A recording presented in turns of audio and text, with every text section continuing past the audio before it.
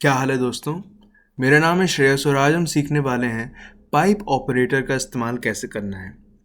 Pipe operator एक बहुत ही simple tool है जो आपके कोड को एफिशिएंट और पावरफुल बना सकता है।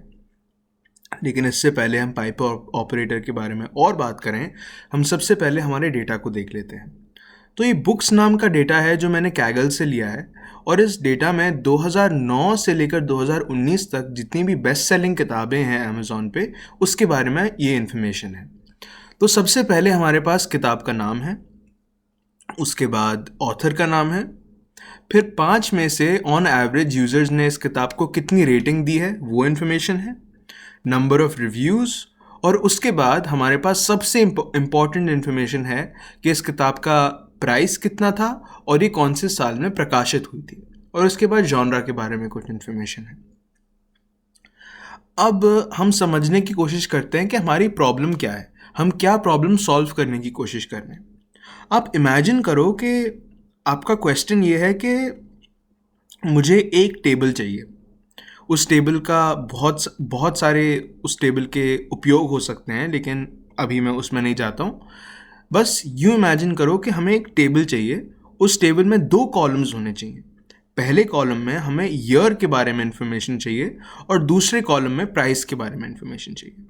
तो टेबल कुछ यूँ होगी, पहले कॉलम में 2009 से लेकर 2019 तक यानी कि 11 रोज़ होने चाहिए, और उसके बाद दूसरे कॉलम में हमारे पास एवरेज प्राइस, उस ईयर में किताबों की एवरेज प्राइस कितनी थी उसके बारे में इंफॉर्मेशन चाहिए। तो यही टेबल हम पाइप ऑपरेटर के थ्रू बनाने की कोशिश करेंगे। और इससे पहले कि मैं आपको दिखाऊं कि पाइप ऑपरेटर कैसे यूज़ होता है, हम सबसे पहले पाइप ऑपरेटर का मतलब समझने की कोशिश करते हैं। हिंदी में अगर मैं आपको बताऊं तो पाइप ऑपरेटर का मतलब है और फिर, यानी कि उसके बाद।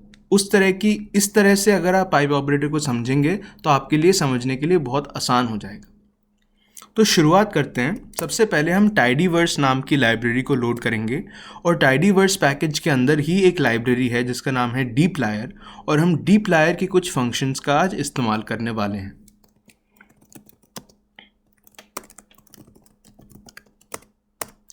तो पाइप ऑपरेटर यूज़ करने के लिए हमें सबसे पहले डेटा फ्रेम स्पेसिफाई करना है। मेरे डेटा फ्रेम का नाम है बुक्स। अगर आप कोई दूसरा डेटा यूज़ कर रहे हैं तो आप ऑब्वियसली अपना डेटा फ्रेम यहाँ सबसे पहले स्पेसिफाई करें। उसके बाद हम पाइप ऑपरेटर के सिंबल्स लिखेंगे जो हैं percentage sign, greater than symbol और परसेंटेज साइन। अब हमें, अगर आप याद करें, हमारी प्रॉब्लम थी हमें ईयर के हिसाब से एवरेज प्राइस चाहिए। तो ईयर के हिसाब से इंफॉर्मेशन हमें सबसे पहले ग्रुप करनी पड़ेगी, और वो ग्रुप करने के लिए हम ग्रुप बाय फंक्शन का इस्तेमाल करेंगे जो अगेन डीप्लायर पैकेज में है, और हम ईयर के हिसाब से ग्रुप कर रहे हैं। उसके बाद यानी कि पाइप ऑपरेटर, उसके बाद हम इस इंफॉर्मेशन को समराइज़ करेंगे, और समराइज़ हम कुछ ऐसे करेंगे कि हम एक नया वेरिएबल बनाएंगे जिसका नाम है प्राइस, और प्राइस में, या रादर इसको ईयरली प्राइस कर सकते हैं, और इसके अंदर हम मीन लेंगे प्राइस का। तो अब आप देख सकते हैं कि हमने एक छोटी सी टेबल बना ली है जहां हमारी पहली कॉलम है ईयर और दूसरी कॉलम है ईयरली प्राइस, और हमारे पास 11 रोज़ हैं 2009 से लेकर 2019 तक, और हमारे पास ऑन एवरेज हर साल किताबों की एवरेज प्राइस कितनी थी वो इन्फॉर्मेशन है।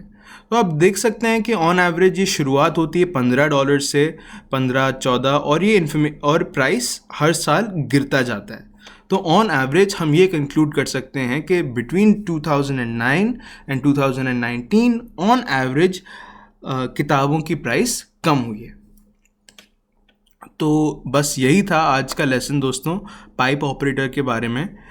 अगर आपके और सवाल हैं कि पाइप ऑपरेटर का मतलब क्या है, इसका यूज़ कैसे हो सकता है, तो आप कमेंट सेक्शन में लिख डालो और मैं जल्द से जल्द आपके सवालों के जवाब देने की कोशिश करूँगा। देखने के लिए बहुत बहुत शुक्रिया दोस्तों। Take care.